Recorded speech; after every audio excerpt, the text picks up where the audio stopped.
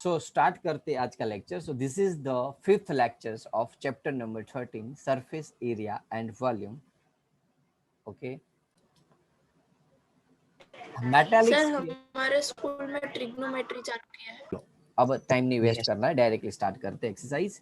और this is the first sum, that is metallic sphere of a radius. एक sphere है,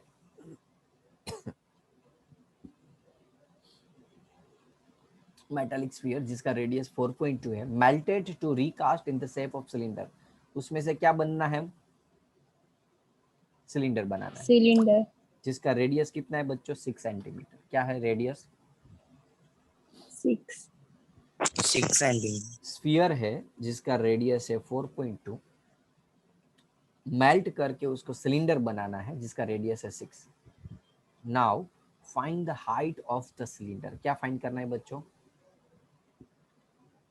height height. बच्चों इस स्फीयर का जो वॉल्यूम होगा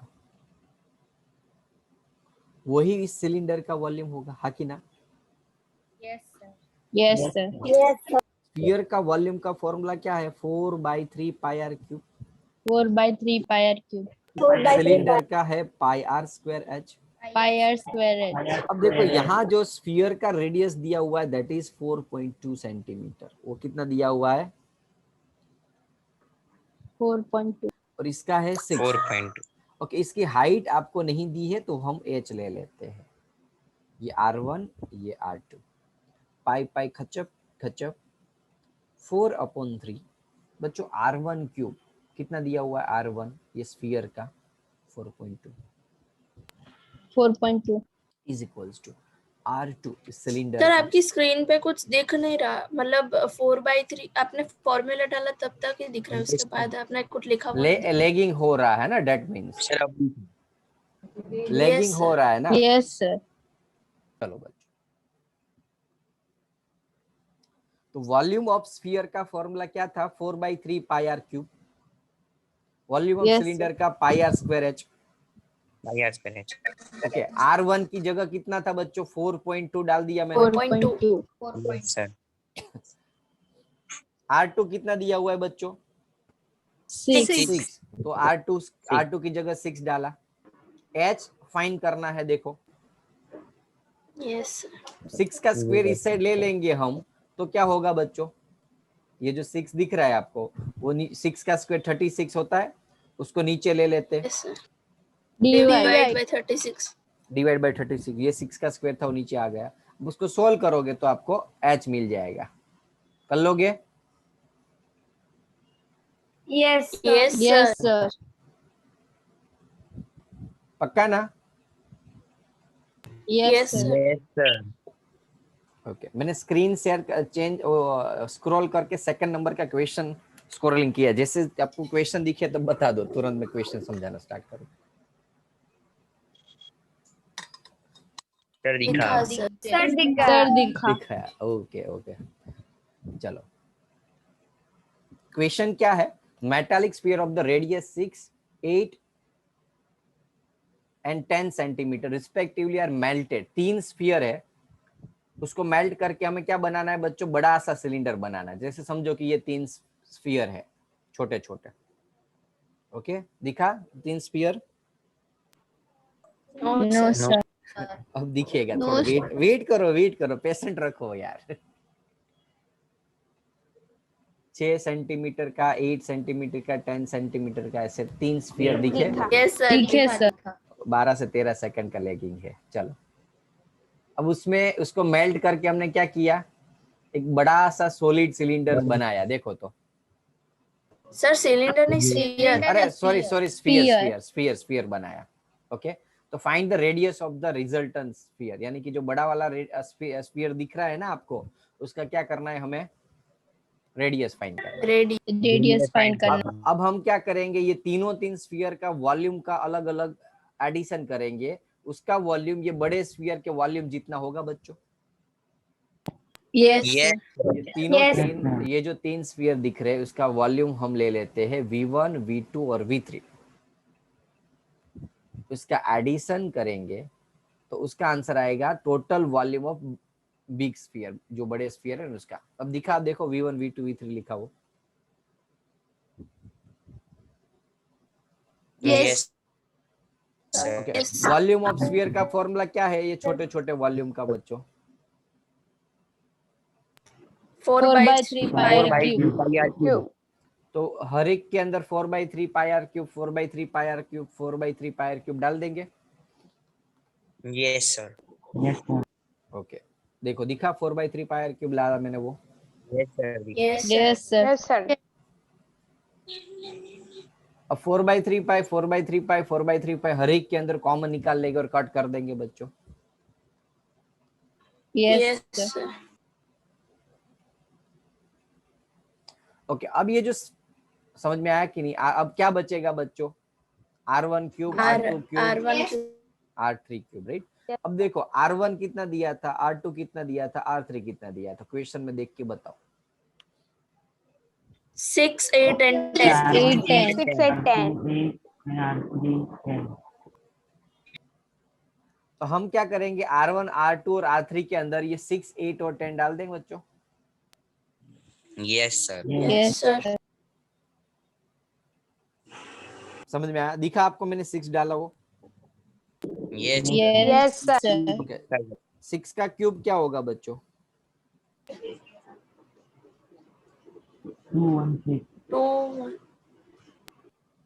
216, राइट? 8 का Yes. क्यूब क्या होगा बच्चों? 512. 500 and और 512। 10 का क्यूब 1000 होगा। yes, sir. Yes, sir. Okay, अब सभी का एडिशन करोगे तो क्या आता है आंसर, देखो तो।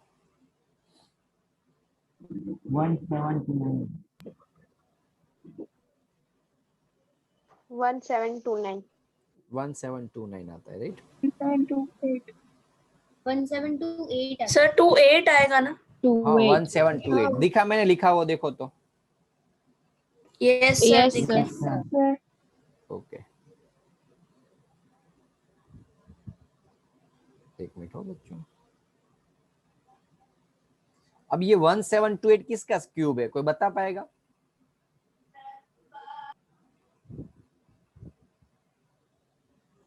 वन 1728 किसका क्यूब है, कोई बता पाएगा?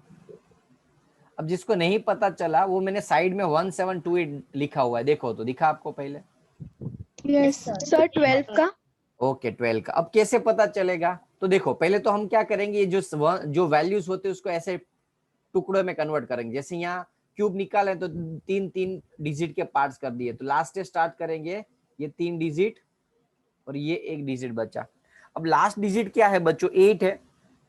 पहले तो कितने 8. डिजिट का आंसर आएगा, कितने डिजिट का आंसर आएगा वो पता चल जाएगा आपको। Yes, Yes, sir. Yes, sir. 2 digit का। 2 डिजिट का, और फर्स्ट तो 1 है तो 1 ही आ सकते क्योंकि 1 का क्यूब 1 होता है। अब हमें पीछे के डिजिट का देखना है। अब मैं यहाँ ऐसे कौन सी वैल्यू रखूं जिसका क्यूब 8 आता हो, तो बोलो चलो ऐसे वैल्यू जिसका का क्यूब 8 आता है, तो आंसर क्या आएगा? 12। 12. समझ में आया बच्चों? Yes, Yes, sir. Any doubt किसी को? सर ये क्यूब वाला पता नहीं चला। ओके, देखो 1728 पहले तो जब भी लैगिंग हो रहा है अभी कि क्लियर दिख रहा है आपको? सर थोड़ा Sir, थोड़ा lagging हो रहा है।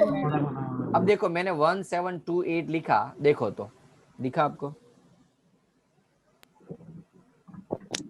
सर वो नहीं दिख रहा। वो नहीं दिखा, अभी दिखा सर। अब दिखा सर। तो बहुत ज्यादा लैगिंग, मैंने कब का लिखा है। चलो पहले क्या करेंगे, हम ऐसे पीछे से स्टार्ट करेंगे। समझ लो कि मेरे पास 6-7 डिजिट की वैल्यूज होती, मैं नीचे 2, 2, 5, 7, 6, 8 लिखूंगा। जब दिखे तो बताओ।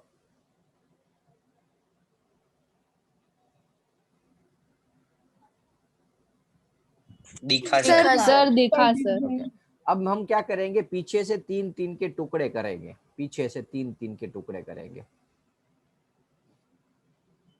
तो जैसे कि आप देख सकते हो पीछे है 8, 6 और 7, तो इसके 3, ये समझ में आ गया? 3-3 पीछे से स्टार्ट करो। इनकेस यहाँ वैल्यू समझ लो कि खाली 2 आगे डबल 2 ना होता, सिंगल 2 होता, तो दो डिजिट बचते उसके अंदर, हमें वो नहीं देखने हैं, पीछे से 3 करना है। यदि पीछे 3 है, आगे बाद में 1 2 ही ये बच रहे हैं तो जो भी बचे उसके ऊपर इसे नीचे अंडरलाइन कर दो। और यदि वो ज्यादा डिजिट हो तो पीछे 3, उसके बाद में 3 और 1 डिजिट बचता है, वो 1 डिजिट बचा। पहले ये इतना समझ में आ गया कि पार्टीशन कैसे करना है, पीछे से 3 3 के पार्टीशन करना है, लास्ट में जो Yes, बचे sir. वो। ओके, अब जितने पार्टीशन हो गए ना उतने डिजिट का आंसर आएगा क्यूब। ये समझ में आ गया? पहले जितने पार्टीशन हो उतने डिजिट का क्यूब Yes, आता है। sir. तो यहाँ फर्स्ट के अंदर कितना पार्टीशन हुआ बच्चों इस 4 डिजिट का? 2 बार। 2 times. Yes, sir. तो आंसर 2 डिजिट के अंदर आएगा। बोलो, पता चल गया पहले? Yes, sir. अब ये फर्स्ट Yes. डिजिट देखो तो फर्स्ट डिजिट में क्या है? फर्स्ट ऊपर वाले क्वेश्चन में 1, तो ये 1 ही आ Yes, सकता है। पहला 2 डिजिट का आंसर है, इसका आंसर क्या है? 2 डिजिट का। और इसका आंसर क्या है? 3 डिजिट का, नीचे वाली वैल्यू का। नीचे जो दिख Yes. रहा है वो 3 डिजिट का आंसर है, ऊपर दिख रहा है वो 2 डिजिट का आंसर है। अब हम पहले वाले डिजिट की बात करेंगे। तो फर्स्ट वाले डिजिट में क्या होता है? अब देखो इतना बड़ा तो क्यूब निकलेगा नहीं, तो पहले तो वो आपको पता, तो ये करने की कोई जरूरत नहीं है, इतने बड़े क्यूब आएगा नहीं एग्जाम में। ओके, ज्यादा से ज्यादा ऐसे 3-4 डिजिट वाले यानी कि 2 ग्रुप वाले मैक्सिमम आ सकते हैं। 3 डिजिट वाला क्यूब कभी एग्जाम में आपको नहीं होगा, तो अभी उसका हम छोड़ेंगे, खाली ये वाली बात करते। तो 2 डिजिट में पहले 1 है तो 1 का क्यूब क्या होगा बच्चों? 1। तो ये पहला डिजिट तो पता चल गया। अब बाद में क्या देखना है? लास्ट वाला डिजिट देखना है। बाद में क्या देखना है हमें? लास्ट वाला। अब ऐसी कौन सी वैल्यू जो होती है जिसका क्यूब में पीछे डिजिट 8 आता है? तो एक तो 2, दूसरा भी एक है, कोई बता पाएगा दूसरा कौन?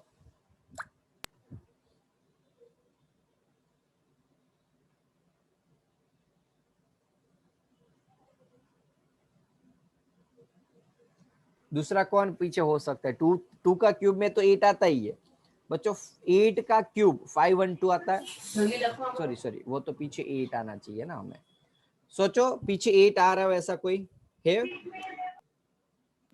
ऐसे कौन सी वैल्यू जिसका क्यूब करो और आंसर में लास्ट डिजिट में 8 आता हो? 8 में नहीं आता बेटा, इसमें 2 आता है ना पीछे 8 के क्यूब में। अकेला एक है शायद 2 ही। यस सर, और 12 और 22 फिर 2 वाले डिजिट। अब 12 के बाद नेक्स्ट टू 22 हो सकता। अब यहाँ तो 22 पॉसिबल नहीं क्योंकि आगे 1 है, इसलिए यहाँ 4 होता तो यहाँ 22 आता। समझ में आया बच्चों? तो यहाँ 2 हो सकता है। ये जो 8 है उसका क्यूब रूट क्या हो सकता है? 2 हो सकता है। बोलो, समझ में आया? Yes, sir sir. अगर यस सर। ये होता बोलो। तो क्या आता? क्या? सर अगर की जगह पे 3 होता ना तो क्या आता? तो इसका क्यूब रूट होता ही नहीं ना, बाद में तो आपको लॉन्ग डिवीजन मेथड से ही करना पड़े। ये तो है ना ट्राई एंड एरर, यानी कि एजम्पशन मेथड है। भाई आपको एग्जाम में इतना टाइम नहीं है और फटाफट सॉल्व करना है। अब सारी वैल्यू को 11 का क्यूब करोगे, अब पता तो है नहीं है किसका क्यूब है, तो आप 12 इंटू 12 इंटू 12 हर बार जरूरी तो है नहीं कि आपने जो देखा वही होगा। आपको पहले क्या करना है कि ये सारे एजम्पशन कर लेना है कि भाई यहाँ 12 आंसर आ सकते, बाद में वेरीफाई कर लो 12 इंटू 12 इंटू 12 करके भाई आंसर सच में 1728 आ रहा है या रॉन्ग आ रहा है। समझ में आया कि नहीं? अब यहाँ 3 होता तो ऐसी कोई वैल्यू है ही नहीं जी, 1723 का क्यूब होता ही नहीं, वो पॉइंट में मिलता है। तो ऐसा पहले तो हो एग्जाम में ऐसी सिचुएशन आएगी नहीं आपके सामने। जैसे कि समझो मैं एक दूसरी वैल्यू लिख रहा हूँ, आपको दिखे तब हाँ बोलना। 10648 लिखी मैंने। Yes, sir. यस सर देखिए। अब हम क्या करेंगे, उसको पहले पार्टीशन करो। चलो ये 3 डिजिट का एक और ये 10 आया। 648. Yes, sir. अब देखो अब आंसर क्या आ सकता है, सोचो। अब यहाँ 1 का स्क्वायर 1, 2 का स्क्वायर 4, 3 का square 9, sorry cube, sorry cube sir cube लेना है। क्यूब लेना है। तो 1 Sir, का 2 क्यूब आएगा. 1 का क्यूब तो 1, 2 का क्यूब तो 8, 3 का क्यूब 8. 27। तो हमें 10 27 है तो उससे कम कौन सी वैल्यू लेंगे? तो यहाँ 2 आने के चांसेस है। 2. अब पीछे 8 है तो पीछे 8 है तो यहाँ 2 आने के चांसेस है। अब आपको वेरीफाई कर लेना है बाद में। वो जो बहुत सारे डिजिट सोचने पड़ते थे ना, वो नहीं सोचने पड़ेंगे आपको। Yes, sir. समझ में आया कि नहीं? Yes sir. आपको जो सर बहुत 22 आंसर है। 22 आंसर, यस 10648 का समझ लो। एग्जैक्ट रेंडमली में कोई दूसरी वैल्यू ले लेता हूँ। चलो अब आप एज्यूम करके बताओ इसका क्या आंसर आता होगा, राइट? ये एजम्पशन मेथड है बच्चों, it's not a proper method. ये मैंने एक शॉर्टकट तरीका यूज कर रहा हूँ काफी बार काफी टाइम पे, जो almost near about answer match हो जाता है। ओके, रेयर केस में मैच नहीं होता, रेयर केस में यानी कि कुछ और मैंने सोचा और कुछ और निकलता है ऐसा। बोलो चलो इसका पहले ये डिजिट कौन सा आ सकता है, बोलो यहाँ 1 2 3 4 क्या आ सकता है? 3. 3, क्योंकि 3 का क्यूब 27 होता है। 27 बाद में 4 में तो क्या होगा? 64 हो वो जाएगा. बढ़ जाएगा। चलो एक तो पहले वो तो पता चल गया ना कि ये जो वैल्यूज है वो या तो 31 हो सकती है या 32 सर हो सकती है। 31 ओके, अब पीछे 5, ऐसे कौन सी वैल्यू का क्यूब में 5 आता हो? 1 1 का क्यूब कहाँ से 5 आएगा मतलब यार? 1 अरे मतलब 1 आ सकता है क्योंकि 8 तो 2 तो 8 हो 2 का जाएगा 8 हो जाएगा ना. क्या 2 का 8 हो जाएगी यहाँ? अब ऐसा नहीं सोचना, अब लास्ट डिजिट पहले है ना वो ऐसे सोचना है मैक्सिमम वैल्यू। अब सेकंड डिजिट में तो पीछे वाले डिजिट के बारे में देख लेना है, पीछे क्या डिजिट है 5, तो किसका क्यूब में 5 आ सकते हैं? जैसे यहाँ 1 लिखा तो 31, 1 का क्यूब थोड़ा 5 आता है। 5 कब आ सकता है पीछे, बोलो? 5 का क्यूब में 125, पीछे 5 आता है। अब आप चेक कर लेना 35 का क्यूब है ना वही मिलेगा आपको। टाइम आपका बच गया एग्जाम के अंदर। समझ में आया? ऐसी वैल्यू आई तो हाँ की ना? Yes बच्चों sir. अब Yes, sir, same. एक और ले लेते हैं। मैंने स्क्रीन के ऊपर 110592 लिखा है, जब आए तब बताना।